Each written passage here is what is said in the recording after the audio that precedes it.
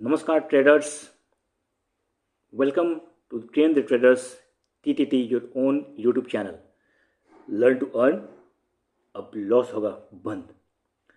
दोस्तों, आज की वीडियो में हम सीखने वाले हैं 27 अक्टूबर को मार्केट में क्या हो सकता है, और इसके साथ ही मैं आपको एक नई चीज़ सिखाऊंगा कि आप एक बार जब ट्रेड में एंट्री करते हैं तो आपका SL और टारगेट कैसा होना चाहिए, कहाँ होना चाहिए, कैसे निकालते हैं ये स्टॉप लॉस और टारगेट, ताकि आप अगर आपकी ट्रेड सही पकड़े तो फिर आप सही लेवल पर टारगेट बुक कर सकें, और अगर गलत हुए तो सही लेवल पर SL लेकर आप एग्ज़िट कर सकें, ताकि आपको बड़ा लॉस ना हो। और कई बार ऐसा भी आप देखेंगे कि मार्केट थोड़ा नीचे आकर फिर से ऊपर जाता है। मतलब अगर आपने कॉल की ट्रेड ली है तो थोड़ा नीचे आता है और फिर उसके बाद ऊपर चला जाता है। सो ये सब चीज़ें क्यों होती है, ये सब हम जानेंगे आज की वीडियो में, जिससे कि आप अपनी एनालिसिस और अपनी स्ट्रेटजी को और अच्छे तरीके से बेहतर करके एक बेहतर ट्रेडर बन पाए। तो चलिए आगे बढ़ते हैं, पढ़िए इस डिस्क्लेमर को।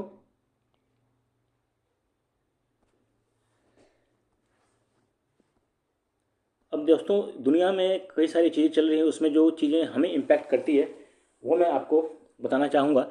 अब देखिए, मार्केट जो है ना, पिछले कई दिनों से ये पहले ये इंडो स्ट्रीट डील के बीच चक्कर में ये दिवाली के बाद जो वीकेंड आया था और जो हॉलीडे आई थी उसमें ये ऊपर गया और फिर उसके बाद से नीचे आया।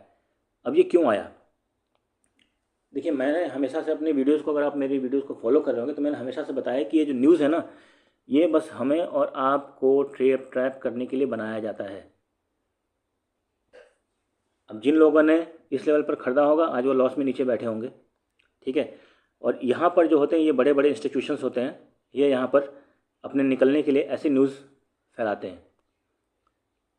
और आजकल ये हालांकि एक बहुत ही गलत चीज़ है, क्योंकि it's a breach of trust. दो बड़े बड़े हेड ऑफ द स्टेट अगर ऐसी बातें करते हैं तो इसका मतलब है कि उसमें कुछ ऑथेंटिसिटी लोग समझते हैं और फिर उसके हिसाब से अपना ट्रेड में पोजीशन बनाते हैं।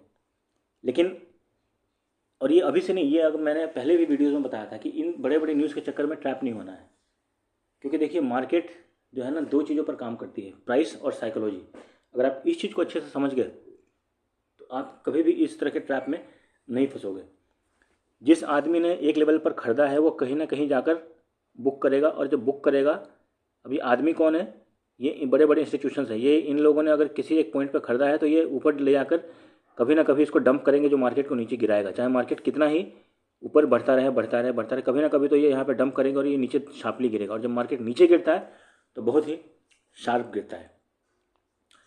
दूसरा न्यूज़ क्या चल रहा है? Russia Ukraine war. अभी रशिया यूक्रेन वॉर में कई बार आपको मिलेगी इन्फॉर्मेशन, अगर आप फॉलो करते हो, कि पीस मीटिंग होने वाली है, पीस मीटिंग होने वाली है, फिर वो मीटिंग स्टॉल हो जाती है। सो इस तरीके से जो लोग कमोडिटी में जो ट्रेड कर रहे हैं, ठीक है, आप देखिएगा कमोडिटीज़ में भी काफ़ी वॉलेटिलिटी आई है। बीच में रशिया फिर अभी जो अमेरिका ने सैंक्शन लगा दिया उसकी वजह से क्रूड के प्राइस 3% भाग गए, ठीक है। अब अगर ये रशिया यूक्रेन का वार है, ये अगर हम जिस तरीके से जिस डायरेक्शन में जा रहा है, सो मेरा ये मानना है कि अगले 1 से 1.5 महीने में ये वार ख़त्म हो सकता है। जिस तरह से रशिया पर प्रेशर बनाया जा रहा है, US का प्रेशर आ रहा है, ठीक है। बट फिर भी इसमें बहुत सारी इफ्स एंड बट्स बाकी हैं। सो आपको इसको भी फॉलो करते रहना, क्योंकि इससे बहुत सारी चीज़ें डिपेंड करती हैं। क्योंकि क्रूड जो है वो कई सारे इंडस्ट्रीज़ पर इम्पैक्ट डालती है, और ख़ासकर जो लोग कमोडिटी ट्रेडिंग करते हैं उस पर, उनको तो ये फॉलो करना ही चाहिए। अब उसके बाद बात कर लेते हैं थोड़ी सी साइकोलॉजी की। तो अब ऐसे सिचुएशंस में ट्रेडर्स को क्या करना चाहिए? क्या ट्रेडिंग छोड़ दें? अब वो डिसीजन मैं आपके ऊपर छोड़ता हूँ। मैं अपना पर्सनल बता सकता हूँ कि मैं तो नहीं छोड़ सकता हूँ। तो दूसरी चीज़ बात अब क्या करना है कि स्टॉक मार्केट में देखिए, जीतेगा वही जो कि टिका रहेगा। विकेट पर जो स्टॉक मार्केट में 1.5-2 साल टिक गया और सही तरीके से टिक गया, उसके बाद उसकी प्रॉफिट की जर्नी शुरू होगी। और मेरे साथ जो लोग अभी तक जुड़े होंगे वो आई एम श्योर कि अभी तक जो मैंने बातें जो बताई हैं साइकोलॉजी की, जियोपॉलिटिक्स की, और जो मैंने स्ट्रेटजी बताई हैं, जिसमें कि मेरी सबसे फेमस स्ट्रेटजी है हेजिंग वाली, और ये जो वीकेंड है इसमें आपको ये हेजिंग वाली स्ट्रेटजी बहुत ही काम करेगी, ठीक है। सो स्टॉक मार्केट में जो टिके रहने का गेम है, जो टिक गया वो ट्रेडर बन गया और वो प्रॉफिटेबल ट्रेडर बनेगा। सो इन सब बातों को आप ध्यान रखिएगा। सो चलिए आगे बढ़ते हैं चार्ट्स पर। अब देखिए ये है निफ्टी का ऑप्शन चेन डाटा।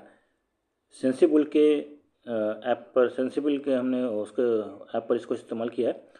अब ना इसमें देखने वाली बात ये कि देखिए सबसे बड़ा सपोर्ट अभी कहाँ पर है, 25,501 है, और उसके पहले है 25,700 पे, जो आपको ये लाइनें दिख रही हैं।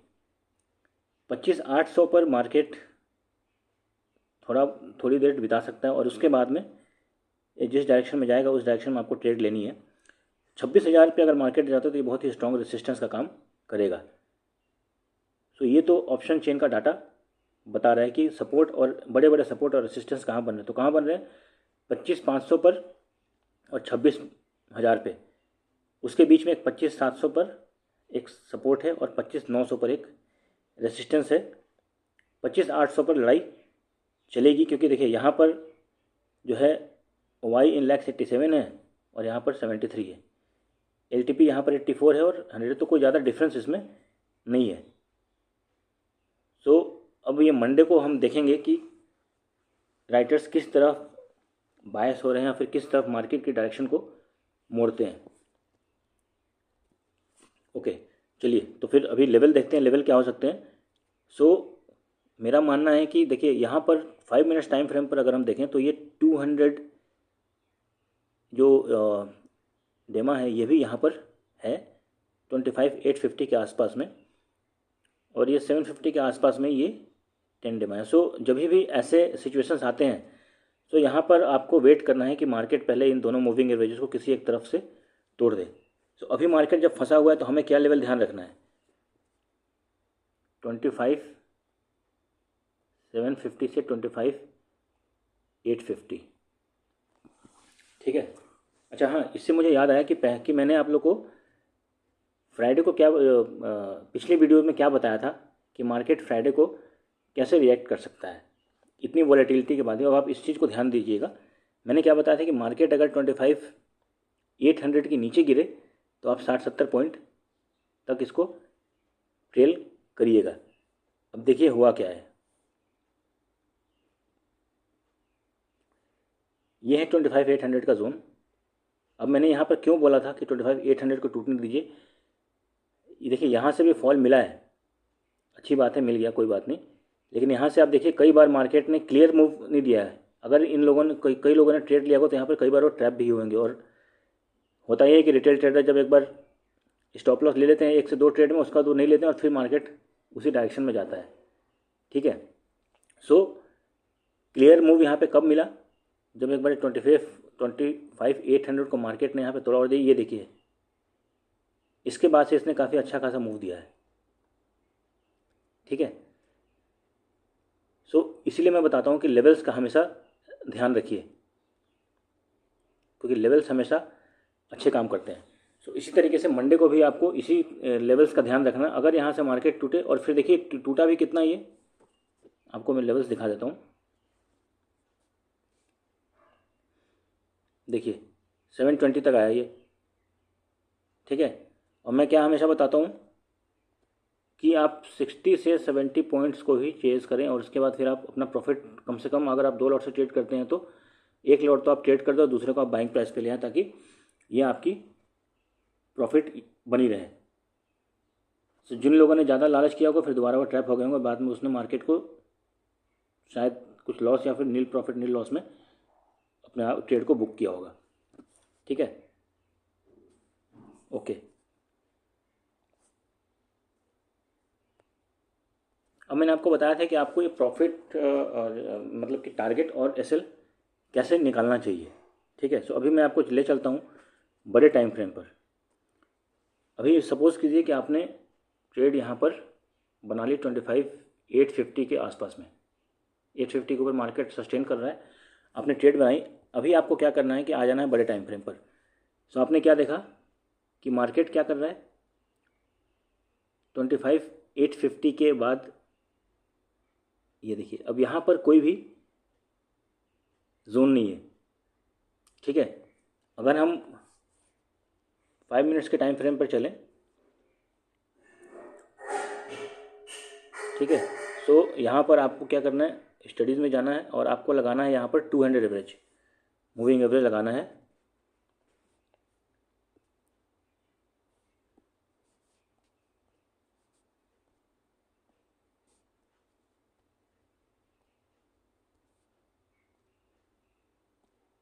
एक्सपोनेंशियल कर दीजिए, कलर कोडिंग आप अपने हिसाब से कर दीजिए। ओके, सो अब आपने क्या देखा कि अगर आपने यहाँ पर ट्रेड बनाया है तो इसके ऊपर का आपका टारगेट क्या होना चाहिए सीधे, इसलिए ये आपका फर्स्ट टारगेट होना चाहिए। सो 850 के बाद आपका 950, या इस वाले जोन को देखिए 920, 930, और फिर उसके बाद ये 26,000 तक आपका टारगेट जाना चाहिए। तो ये देखिए यहाँ पर जो एक स्विंग बन रहा है, सो जब भी हम टारगेट लेते हैं तो उस स्विंग तक मार्केट को अगर निकलता है तो लेकर ज़्यादा, तो आपको टारगेट अपने इस हिसाब से ध्यान रखना है। अगर एसएल की बात करें तो अगर आपने 200 ईएमए के ऊपर ट्रेड लिया है, ठीक है, सो आपको एसएल यहाँ से इसके ईएमए के नीचे रखना है, सो दैट कि आपका टारगेट अगर एसएल आपका हिट भी हो तो आपको एसएल छोटा लगे। और यही स्ट्रेटजी आपको हर इंडेक्सेस में फॉलो करनी है। चलते हैं सेंसेक्स पर। बाइंग की मेरी सबसे फेवरेट इंडेक्स यही है। अगेन इसमें भी देखिए, अगर मार्केट 200 ईएमए के ऊपर निकालता है तो आपको काफ़ी अच्छी ट्रेड मिल सकती है, लेकिन तब तक जिनको ज़्यादा ट्रेड लेने की अगर ललक है तो उनके लिए लेवल्स क्या हो सकते हैं। तो सबसे पहला लेवल हमारे सामने निकल कर क्या आता है, जो ये स्विंग यहाँ पर बन रहा है 84,200, 84,000। सो लेवल क्या निकल के आ रहे हैं, 84,000 टू 84,200, ठीक है। जिधर भी निकले आपको 200 पॉइंट चेज करने हैं, नीचे भी आपको 200 पॉइंट चेज करने हैं। जो लोग हेजिंग करते हैं 11 बजे के बाद ट्रेड करिए, ठीक है। आपको अपने कैपिटल में से 5 to 10% का प्रॉफिट वैसे ही मिल जाएगा, क्योंकि ये वीक तो वैसे भी एक्सपायरी वीक है। सो इसमें तो मूवमेंट आपको मिलेंगे, ठीक है। सो इसके लिए आपको तैयार रहना है, मूवमेंट को ऑब्जर्व करना है। और एक चीज़ और है, अब मैंने बोला कि मूवमेंट मिलेगी, इसका मतलब ये नहीं कि आप सेम एक्सपायरी में ट्रेड करें, आपको ट्रेड लेनी है अगले एक्सपायरी में ही,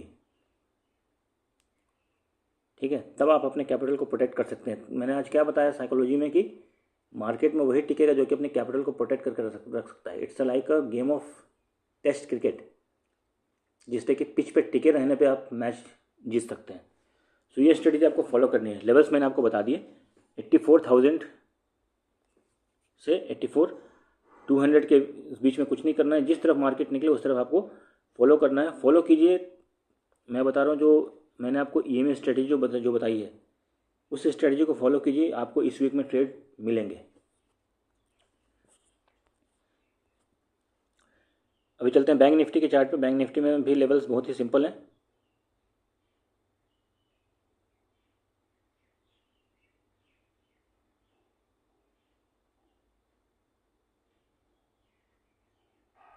ओके, सो नीचे में 25,500 और ऊपर में 25,700। जिस तरफ मार्केट निकले, अगर 700 तोड़ता है तो फर्स्ट टारगेट आपका ये 200 डे मूविंग एवरेज है, यहाँ तक आप अपने टारगेट को ले सकते हैं। नीचे में अगर निकलता है तो चेज फॉर 150 पॉइंट्स, मतलब 57,500 इज अगेन 200 पॉइंट चेज कर लीजिए। सो क्या लेवल होगा, 57,500 टू 57,700, ठीक है। 58,000 पर ये 200 डे मूविंग एवरेज है 58,000 के आसपास में। सो यहाँ पर आपको अपने टारगेट को बुक कर लेना है। और नीचे में 57,500 एक रेसिस्टेंस, 57,500 के नीचे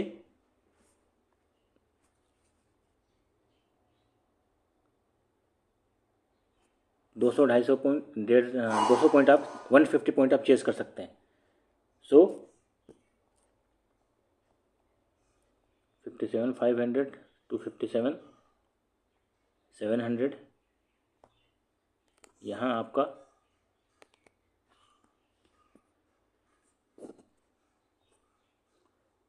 ऊपर में 57,900। अगर नीचे निकलता है इस लेवल के नीचे तो फिर आपको 150 पॉइंट्स चेस करने हैं। ठीक है। सो उम्मीद है दोस्तों कि आप लोगों को मेरी आज की वीडियो पसंद आई होगी और आज की एनालिसिस देखकर आप मैं उम्मीद करता हूँ कि कल आप अपने ट्रेड को प्रॉफिटेबल बना सकते हैं।